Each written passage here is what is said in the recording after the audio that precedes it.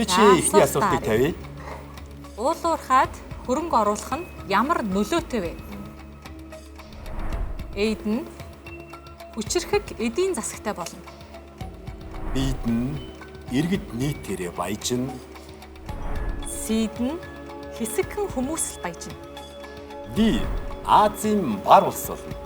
Одоо нэг Азийн бар мар гэж яриха болсон бохоо. Тийм зүйл байха болсон. За баруун багийн асуулт байгаа. Танахаас эхлэх юм байна. Саяны асуулт та бүхэнд ламаатай юм байна. Нэг хүн гарч ирнэ. Ага төлөөж нэг хүн гарч ирнэ. Ятгана.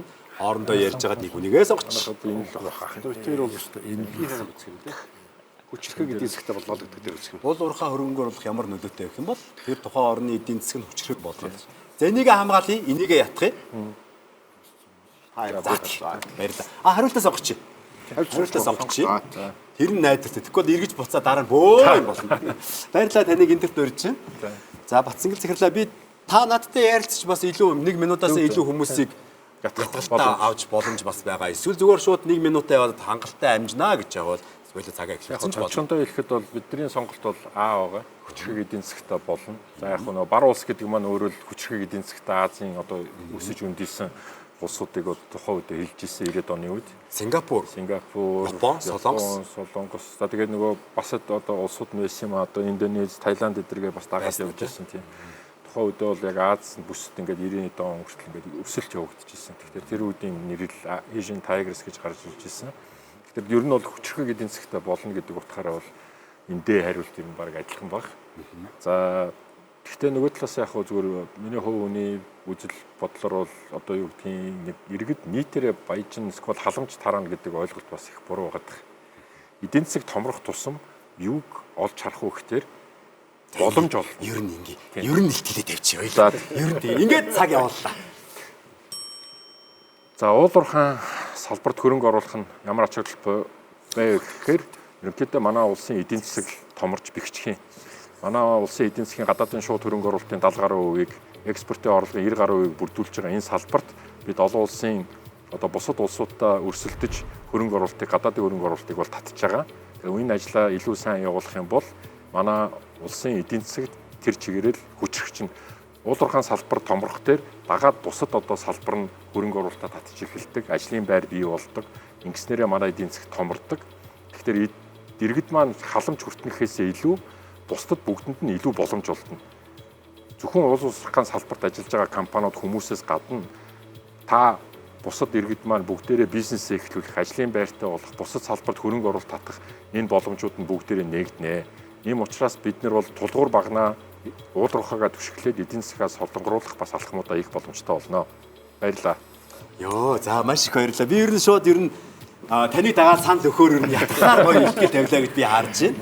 Та хоёр маань бас бидэнтэй ярилцж болно шүү дээ. Тэгэхдээ санал хураах шугамаа бүгдээрээ нээх ёстой. 13 тэгтэг 88 дугаараа бити мартаарай. Мөн Freshback application-ыг татаж авсан бол аль нэг сонголтыг энэ хоёрыг ятгацсан юм шиг байна.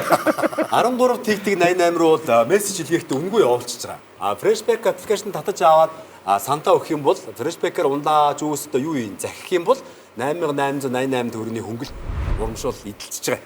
Ингээд Улаанбаатарт 20 цаг 59 минут. Юу гэж бодож байна? Уулуурхайд хөрөнгө оруулах ямар нөлөөтэй вэ гэж. Та юу гэж бодож байгаа энэ дөрвөн хариултаас? Нэг хэсэг хүмүүс байж байгаа. Хэсэг хүмүүс үү? Уулуурхайд хөрөнгө оруулахар хэсэг хүмүүс байжнаа л гэж та бодож байгаа. Яагаад бид хоёр тийм юм сонгох гээд байна гэх юм бол өмнө ямар нэгэн тийм сайн экспириенс байхгүйсэн баг бидэрт. Түүх үү? Тийм, ямар ч сайн түүх байгаагүй. Тийм. Гэтэ уул нь яг тэгж л ер нь харна. Та санал нэг байна уу? Тэр ер нь бол энэ дээр монголчууд сонгох гэдэг дээр бол санал нэгдэжээд байна. Та хоёрын үзэл бодол чинь тийм байгаа юм уу? Үгүй. Тэр үзэл бодол бол ер нь бол мэдээж эхнийх дээр байгаа. Би юу? Та 3 дээр л байгаа сте. Би 3 дээр л байгаа. Би ингээд ам алдуулж байгаа. Би бас муухай аймастай хүн шүү те. Баярлалаа. Ерөнхийдөө ойлголоо. Хашаа ахвал хэсэг хүмүүс баяжнаа гэдэг дээр байгаа юм байна. Тэндээс бол эхнийх дээр байгаа юм байна. Та хоёр болохоор эдийн засгаа хэлье. Эдийн засгаа хэлье. Тийм. Гэхдээ ер нь ингээд эдийн засаг томроод ирэхээр 10 жил мөлийнх ингээд байр марныхан баяжаад эхэлт юм байл шүү дээ. Тэгээ ер нь цацаад эхэлт юм байл шүү дээ. Ингээрээ тэгээрээ ингийн тгий гээл те. Тэгдэггүй. Би зүгээр ингийн үгээр тайлбарлаж байгаа нь уулуурхай томроод хүмүүсийн бизнес ингээд явнаа л гэж хэлж байгаа. Янз янзын бизнес те.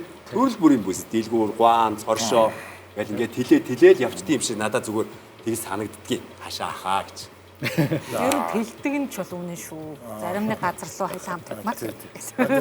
Тэгээ пэдисэн гараад бас их олон болоо. Пэдис үсэрсэн гараад хэдэн зуун тэр бумаар нь ярьсан хүмүүс бас их олон. Ингээд сан тураалт шугам Нээлттэй хэвээр байгаа. Одоо хэд болж байна? 21.01 болж байна. 21.01 болж байна. Саналаа илгээгээрээ хариултуудыг хараад бас нэг хийх ажил зөндөө зүйлүүдэд төлөвлөх хэрэгтэй юм билээ.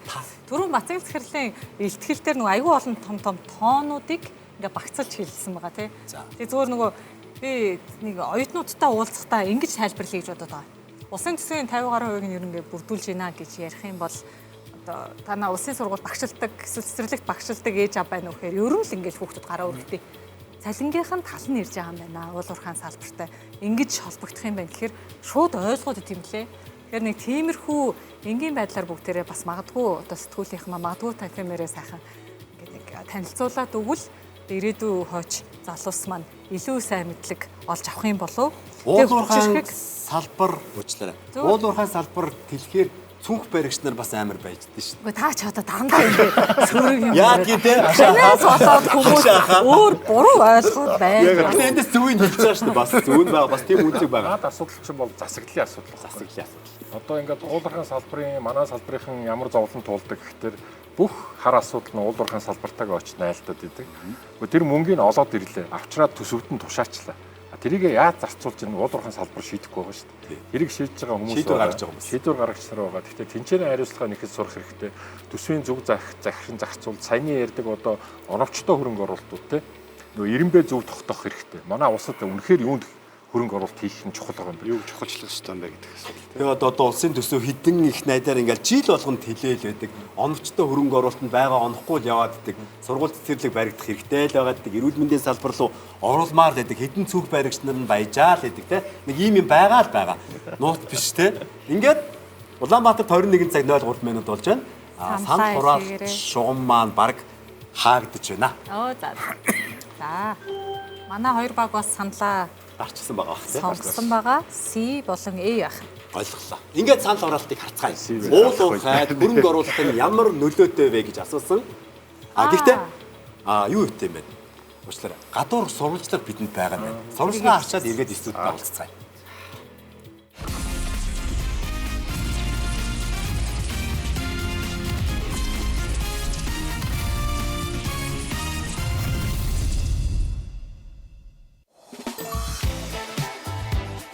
Тэг хүчрэх гэдэг хэсэгтэй болно. За иргэд нийтээрээ л баяж байгаа юм да.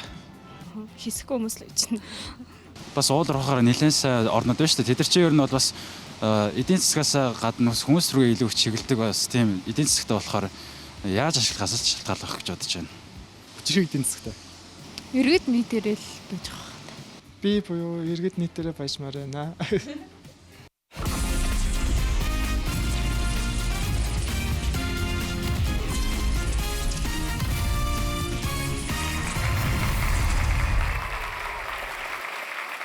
За студидтэй эргээд тавтай морил бидний нэвтрүүлгийг үзэж байгаа эрхэм үзэгч та бүхэндээ маш их баярлалаа. Нэвтрүүлгийн зочин хөтлөгч Улсын хурлын гишүүн Болдын уянга ард түмэндээ хандж өгүүлнэ. Сая хариултуудыг сонсоод тэмдэглээд байж тал нөгөө иргэд нийтээрээ баяжмаар байна гэсэн нэг хариулт байсан шүү дээ тий. Тэгээ тэрэн дээр болохоор нөгөө араб зарим одоо нөгөө Норвег байна тий. Ер нь боломж байна л гэж бодоод одоо тэр нөгөө засаглал нь одоо ямар байх хэвээр юм бол гэх нэг тиймэрхүү юм бодож. Сая Норвегийн байлгийн сангийнханд зүгээр хувийн юм чугмаар уулцсан. Тэгээ монголчууд бол маш их очиод бүр хашраацсан юм байлээ ш зөндөө очисон юм байлээ. Тэгээд Норвегийн байлгийн сангийн тэр хөрөнгүүд чинь захин зарцуулах хэрэг дандаа том компани хувьцаанд явж идэм байлээ ш. Ер нь зүгээр сонирхолж ярьж байгаа шүү. Хүмүүсээс удирддаг байгаа шүү. Тэгж байгаа тий. Ингээд цөмөрөө монголчууд юу гэж хариулсныг хамтдаа харцгаая. Уулуурхайд хөрөнгө оруулах нь ямар нөлөөтэй вэ гэж. Хүчрэх эдийн засгтай болно. Анх удаа баруун баг илүү оноо авлаа. 49 оноотой боллоо. Баяр оноо нэмж авах нь баярлалаа. 41. Нийт оноо болохоор энд 299 оноотой болж байна. Баруун гартлын баг маань 200 49 оноо болж байна. Бацангил захирлын тавьсан ихтгэл тун амжилттай нөлөөллөө гэж би ойлгож байна. Хүчирхэг эдийн засгт орон гоё юм байлээ. Жишээлбэл Солонгосын эмнэлэгт гээд нөгөө тэр арабын том орнууд ч хүмүүс нь ирээд яад өгдөг. Тэгээд араас нь улсын төлбөрийг хийчдэг. Тийм л байдгийн байлаа шүү. Тийм.